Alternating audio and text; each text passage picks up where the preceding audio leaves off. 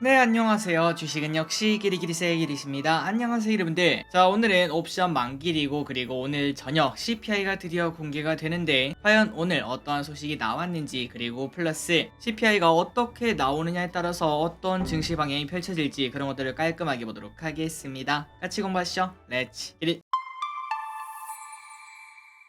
첫 번째 소식입니다. 오늘 저녁 CPI는 잘 나올 거야. 모든 투자자가 지금 이제 이렇게 생각하고 있다고 합니다. 그래서 어제 미국 증시는 그거를 선반영하는 것처럼 전략 후강의 모습을 보이며 깔끔한 상승 마감한 걸 확인할 수 있는데요. 괜히 이걸 보니까 조금 불안하긴 한데 뭐 잘 나오겠죠. 그래서 CPI가 이렇게 잠잠해지면 금리 인상 속도가 더뎌질 수밖에 없고, 그래서 기술주가 더 강한 모습을 나타내고 있다고 합니다. 대표적으로 아마존, 애플, 마이크로소프트, 알파벳, 테슬라 이러한 기업이 상승했으며, 그 와중에 밈 주식 또한 급등을 하고 있다고 하네요. 베드베스 비욘드 68%나 급등을 했다고 합니다. 또한 섹터를 보자면 그 중에 완전 발군인내가 한 명 있었는데 바로 풍력이었습니다. 그 이유는 어제 미국의 브로드 윈드 이러한 기업에 엄청난 상승세가 붙었기 때문인데요. 무려 2배 넘게 상승을 했다고 합니다. 그렇다면 이렇게 급등한 이유가 뭔가? 무슨 작전 같은 게 붙었나? 그게 아니라 신규 수주 소식이 나왔는데 이번에 한 번에 2년치 생산량을 나왔다고 하니까 실적에 대한 기대감도 터졌고, 그 다음에 풍력에 대한 기대감도 같이 터졌다라고도 볼 수 있겠죠. 그러다 보니까 오늘 우리나라도 풍력 관련주가 급등하는 걸 체크할 수 있습니다. 그래서 우리가 이제 이걸 봐야 될 것 같은데, 어쨌든 오늘 저녁에 CPI가 발표가 됩니다. 그래서 그 CPI 몇이 나와야지 적당한가, 그걸 한번 보자면은 JP 모건은 CPI가 어떻게 나오느냐에 따라서 상승 하락을 예측을 했습니다. 일단 가장 높은 확률은 6.4에서 6.6 이 사이가 나올 경우에는 1.5에서 2% 정도 상승할 것이다, 이렇게 예측했으며, 그런데 6.4에서 6.6 이 안에 나오면 좋겠지만 아닐 수도 있겠죠. 일단 좀 긍정적으로 6.4보다 더 낮게 나왔을 때, 물가가 확실하게 잡혔을 때는 3에서 5% 정도 급등할 것으로 보인다고 하며, 그 반면 조금 물가가 잡히지 않은 6.6%보다 더 높게 나온다면은 2.5에서 3% 급락할 것으로 예상을 한다고 합니다. 그렇다면 또다시 난리가 난다고 볼 수 있겠죠. 그래서 이걸 보니까 야, 이게 매달 뭐 하는 짓인지 라는 생각이 드는데 홀짝 게임을 하는 기분이 듭니다. 다만 이러한 변동성은 큰 신경을 쓸 필요가 없고, 우리는 긴 방향성만 가지고 투자하는 게 정답이라고도 말할 수 있겠네요. 떨어지면 사고, 오르면은 계속 들고 하고, 이 전략밖에 없을 것 같습니다. 어쨌든 여러분들, 오늘 저녁 CPI 목표는 6.4에서 6.6이라고 하니까 관심 가지고 저녁 10시 반에 확인하도록 하겠습니다.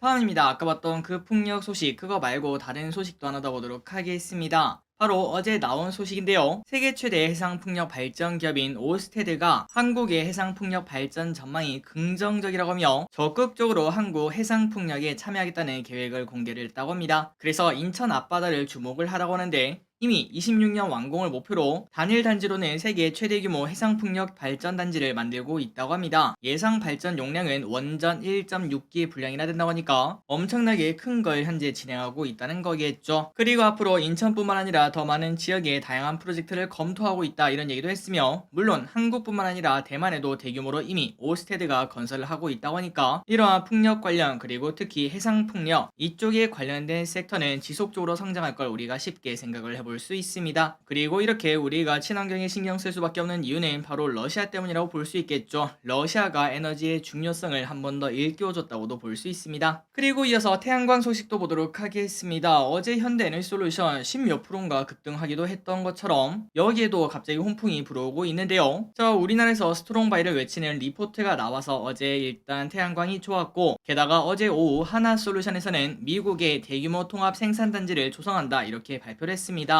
내용을 조금 더 보자면 하나솔루션은 내년까지 조지아주에 3조 2천억을 투자해서 태양광 통합 생산단지 솔라허브를 구축을 한다고 하며, 이를 이용해 미국 시장 1위를 굳건히 지킬 것으로 보인다고 합니다. 참고로 하나솔루션 현재 미국에서 1위를 차지하고 있죠. 여기서 중요한 거는 태양광이 아니라 바로 친환경입니다. 친환경은 경기 침체, 긴축 등과 전혀 관계없이 정부가 장기적으로 미는 사업이라고 볼 수 있고, 그 말인즉슨 꾸준한 수주 계속 나온다는 소리겠죠. 게다가 지금 밸류도 절대 높지 않다는 걸 생각하고 길게 우리가 투자할 것을 충분히 생각을 해볼 수 있습니다. 친환경 소식은 여기까지 보도록 하고, 이제는 살짝 악재 소식 보도록 하겠습니다. 어제 나왔던 소식인데요. 우리나라 기업들에게는 조금은 아쉽다고 볼 수 있는데, 바로 애플이 애플워치 울트라 모델의 디스플레이를 OLED에서 LED로 변경하고 자체 생산을 한다, 이러한 소식이 나왔습니다. 이는 우리나라 기업들, 특히 애플에다가 디스플레이를 납품한 기업들에게는 당연히 악재라고 볼 수 있겠죠. 그리고 중요한 거는 지금은 애플워치 울트라 모델 이거밖에 안 되지만, 하지만 나중에 가면 갈수록 나머지도 자기들이 하겠다 이런 얘기가 나온다면 큰 걱정거리가 될 수 있습니다. 특히 아이폰 14 기준 70%의 디스플레이를 삼성 디스플레이가 제공했고 20%를 LG 디스플레이가 공급, 사실상 한국에서 전부 다 공급을 했기 때문에 향후 아이폰까지 자체 개발 디스플레이를 쓴다고 하면은 우리나라 디스플레이 산업이 조금은 답답한 상황이 이어질 수 있습니다. 다음입니다. 중국의 이중성. 한국과 일본에 바로 비자 보복을 했던 중국, 그런데 똑같은 조치를 하고 있는 미국한테는 제발 풀어주세요 이렇게 부탁을 하고 있다고 합니다. 야, 이게 무슨 일인가 싶죠? 이런 게 참 속이 좁은 나라라고 느껴진다고 볼 수 있고, 중국은 G2라고 불리는 그러한 좀 큰 나라라고도 볼 수 있는데 강약 약강의 모습을 보인다는 게 정말 아쉬운 것 같습니다. 어쨌든 한국과 일본에게는 바로 비자 보복을 했던 중국, 미국한테는 조금 색다른 모습을 보여주고 있다고 하는데, 이러한 비자가 해결이 되어야지 또 중국 리오픈이 여기에 관련된 기업들이 또다시 올라갈 수도 있겠죠. 그런데 아마 정상화되려면 한 달 정도는 기다려야 되지 않을까라고 볼 수 있습니다. 일단 중국에서 코로나 확진자가 정점을 쳤다 이런 소식이 나오면서 이제는 진짜 리오프닝이다 이런 얘기가 나와야지 우리나라가 입국자 절차를 조금 간소화하고, 그리고 중국도 비자 보복을 처리할 것이라고 볼 수 있겠죠. 절대 지네가 먼저 처리하진 않을 것 같습니다. 다음입니다. 한주 라이트 메탈 흥행. 새해 첫 공모주인 한주 라이트 메탈이 흥행에 성공했다고 합니다. 참고로 위 기업은 초경량 알루미늄 부품 기업인데요. 청약 증거금은 약 1조 4,235억으로 1조가 넘으면 보통 최소한의 성공을 평가받고, 그리고 지금처럼 증시가 안 좋을 때는 1조만 해도 엄청나다라고 볼 수 있습니다. 그래서 이제 남은 거는 딱 하나밖에 없습니다. 상장이죠. 과연 상장날에 얼마나 올려줄까, 이 부분을 고민을 해봐야 되는데, 새해 첫 공모주고 아직까지 증시가 그렇게 밝지는 않다 보니까 큰 기대감은 없을 것 같고, 개인적으로는 배정 주식수에 따라 다르겠지만 커피값 정도만 예상을 하고 있습니다. 더 오르면 더 좋고요. 어쨌든 청약하신 여러분들 전부 다 좋은 결과 있기를 진심으로 바랍니다. 다음 소식입니다. 대여급은 언제 오시나? 컬리가 결국 상장을 연기했습니다. 그리고 다른 대여급들도 몸을 사리고 있는 와중에 한주 라이트 메탈이 그나마 다행인 모습을 나타내서 조금은 괜찮다라고 볼 수 있겠죠. 그리고 다음 공모주는 다음 주입니다. 반도체 관련 미래 반도체, 그리고 마케팅 관련 오브젠이라는 기업인데 큰 기대가 현재 있지는 않다고 합니다. 이어서 대여급의 상황을 보자면 현재 컬리, 현대사모중공업은 상장 차례를 한다고 했고, K뱅크는 연기할 것으로 보인다고 하며, 다만 이 와중에 오아시스 마켓은 조금 돈이 필요한가 봅니다. 곧 뉴스가 뜰 것으로 보인다고 하니까 얼마나 매력적인 가격으로 올릴지 관심 있게 보도록 하겠습니다.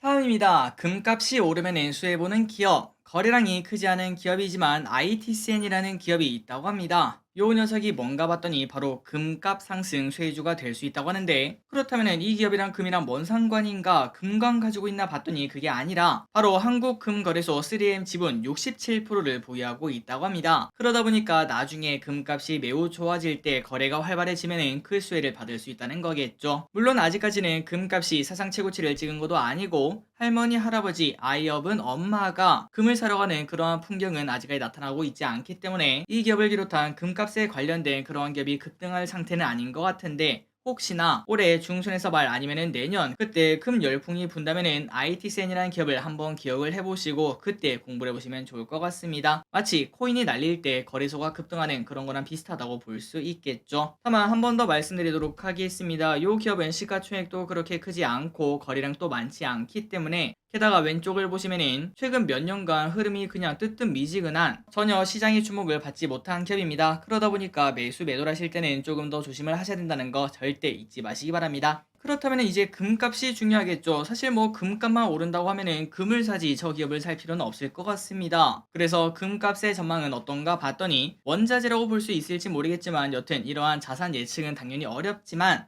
다만 과거를 보고 지금을 예상을 해보자면 추가 상승 여력 분명 있다고 합니다. 그렇다면 왜 그런가? 바로 역사적으로 봤을 때 경기 침체 시기 금 수익률은 9%를 상회했다고 하며, 그러다 보니까 우리가 야 지금이니 지금이라도 금을 사야 되니 라는 이야기가 나오고 있다고 볼 수 있겠죠. 그 반면 S&P 500 같은 경우에는 실제로 경기 침체 때 평균 10% 정도 하락을 했다고 하니까 주식 같은 자산을 들고 있는 것보다 금을 갖고 있는 게 훨씬 더 좋았다는 걸 한 번 더 생각을 해볼 수 있습니다. 그런데 과거가 이랬다고 지금이 그렇다 이렇게 말할 수는 없겠죠. 이 부분을 꼼꼼하게 공부해서 우리의 포트폴리오를 조정을 해보는 것도 괜찮을 것 같습니다. 다음입니다. 오늘의 깜짝 소식, 이거는 호재가 될 수 있을 것 같은데요. 장중 SK하이닉스에서 호재 비슷한 소식이 들려왔습니다. 그건 바로 SK하이닉스가 성과급을 지급한다 이런 소식이 나왔는데요. 그나저나 성과급이랑 호재랑 뭔 상관인가 봤더니 바로 성과급을 받았다는 거는 하반기 실적이 흑자라는 의미가 된다고 합니다. 그러니까 우리의 예상으로는 SK하이닉스가 아마 하반기는 너무 힘들었을 거다, 4분기는 적자 확실하고 나쁜 상황이 조금 많이 이어질 거다 이런 전망이 많았죠. 그런데 뭐야 생각보다 괜찮잖아 라는 이야기가 나올 수 있다는 겁니다. 물론 아직까지는 실적이 나온 게 아니라서 정확하게 판단하기 어렵겠지만 과연 SK하이닉스의 실적 발표는 어떻게 나올지 관심 있게 봐야 되며, 만약에 서프라이즈가 나온다면 최근 급등한 SK하이닉스 그리고 반도체 기업들 추가적인 상승 가능성도 충분히 우리가 점쳐볼 수 있을 것 같습니다. 어쨌든 올해는 반도체 한 해가 될 수 있다고 하는데 꼭 그랬으면 진심으로 좋겠네요. 다음입니다. TSMC 실적이 공개가 되었죠. 실적이 어땠는지 보도록 하겠습니다. TSMC는 지난해 4분기 25조 원의 매출을 올렸다고 하며 3분기랑 비교하면 소폭 줄었고 시장 전망치에는 조금 미치지 못했다고 합니다. 그러니까 뭐 좋지는 않았다는 소리겠죠. 하지만 이 와중에도 전세계 반도체 매출 1위는 지킨 것으로 보여지고 2등은 누군가? 당연히 삼성전자겠죠. 삼성전자 4분기 매출은 대략 20조 정도로 보이기 때문에 차이가 꽤나 크게 벌어진 것도 확인할 수 있습니다. 참고로 삼성은 21년 메모리 호황 때 반도체 매출에서 인텔을 제끼고 세계 1위에 올라간 적이 있었지만 결국 1년 만에 파운드리가 주력인 TSMC에 역전당한 것을 확인할 수 있습니다. 어쨌든 TSMC 실적은 이렇게 나왔고 안 좋을 거는 뭐 당연히 다 알고 있었겠죠. 이제부터 중요한 거는 지금부터는 어떤가, 이게 중요할 것 같습니다. 어제 우리가 공부했다시피 기업들의 반도체 재고도 이제는 줄어들고 있다고 하니까 과연 진짜 이게 바닥의 신호일지, 그렇다면 우리가 반도체를 얼마나 투자를 해야 될지 그런 것들을 꼭 고민해 보시기 바랍니다. 다음입니다. 요즘 홍삼은 2030이 더 찾는다. 정관장몰에서 데이터를 공개를 했는데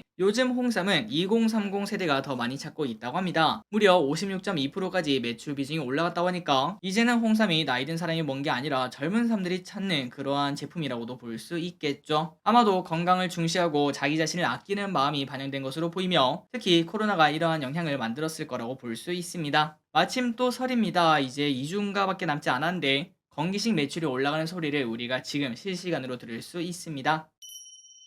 다음 소식입니다. 요즘은 위스키가 대세. 요즘 전 세계적으로 MZ 세대들이 술 소비를 적게 하고 있다고 합니다. 저도 상대적으로 조금 나이가 들어서인지 모르겠지만 20대보다 더 자주 먹긴 합니다. 한 주에 한 두 번, 세 번 이렇게 마시는 것 같아요. 그런데 더 적게 먹는 건 확실한 것 같습니다. 옛날에는 한 번 먹을 때 엄청 먹고 난 다음에 그 다음날 야 내가 이제 술 먹으면 개다 개 이렇게 말하면서 좀 쉬었다가 또 엄청 먹고 이거를 반복했었는데, 그런데 지금은 그렇게 엄청 먹는 거는 거의 없고 그냥 맥주 한 캔 정도 그거를 그냥 자주자주 마시는 것 같아요. 그리고 요즘은 저 기르시랑 또 달리 맥주 판매 증가율보다 위스키 판매 증가율이 더 높다고 하는데요. 그만큼 짧게 한 잔 마시는 비중이 높아지다 보니까 맥주 말고 위스키를 선택한 사람도 크게 늘어나고 있다고 합니다. 실제로 작년에 전년 대비 수입액이 40%가 증가했다고 하니까 그 증거도 확실하다고 볼 수 있겠네요. 참고로 저 기릿은 가성비를 조금 중시하다 보니까 위스키는 아니고 커클랜드 보드카 그 싼데 엄청 큽니다. 그거랑 사이다랑 섞어서 마시거나 아니면 그냥 맥주를 마신다는 거 TMI로 알려드리고 넘어가도록 하겠습니다. 다음입니다. 설이 코앞입니다. 그러면 이 뉴스 나와야겠죠. 올해 설 차례상 비용은 25만 4천 원, 작년보다 4% 올랐다고 합니다. 물가의 공포가 엄청난 걸 확인할 수 있죠. 불과 얼마 전만 하더라도 차례상 20만원 돌파 이런 기사를 봤던 기억이 있는데 이제는 25만원을 돌파한 걸 확인할 수 있습니다. 참고로 차례상 장을 볼 때 전통시장을 이용하면 25만원이고 대형마트를 이용하면 35만원이 필요하다고 하는데 진짜 이만큼 차이가 나는지 혹시나 이쪽에 빠삭하신 기름분들은 알려주시면 진심으로 감사했습니다. 마지막입니다. 더 글로리 세계 1위. 더 글로리가 넷플릭스 공개 2주 만에 글로벌 톱10 1위에 올랐다고 합니다. 진짜 재밌는 작품이라는 인증을 받았다고 볼 수 있겠죠. 그러다 보니 남은 8회가 공개되는 3월까지 사람들이 끙끙 앓고 있는 진풍경이 현재 펼쳐지고 있다고 하는데 이런 걸 보니까 OTT 업체들이 요즘 쪼개기 전략, 예를 들어 10부작이라면은 5부는 이렇게 먼저 올리고 그 다음에 또 한 달 뒤에 5개 올리고 그런 방식을 사용하는 이유를 알 수 있을 것 같습니다. 그래서 더글롤이 이렇게 유행을 하고 있다고 하니까 K 콘텐츠의 힘을 한 번 더 느낄 수 있고, 혹시나 아직까지 못 보신 분들은 이번 주말에 꼭꼭꼭 한번 보시고 저랑 같이 3월까지 엄청난 인내 시간을 같이 버티시면 될 것 같습니다. 자, 오늘의 공부 여기까지 끝났습니다. 항상 이렇게 같이 공부해서 진심으로 감사합니다. 지금까지 기대셨습니다. 빠이요.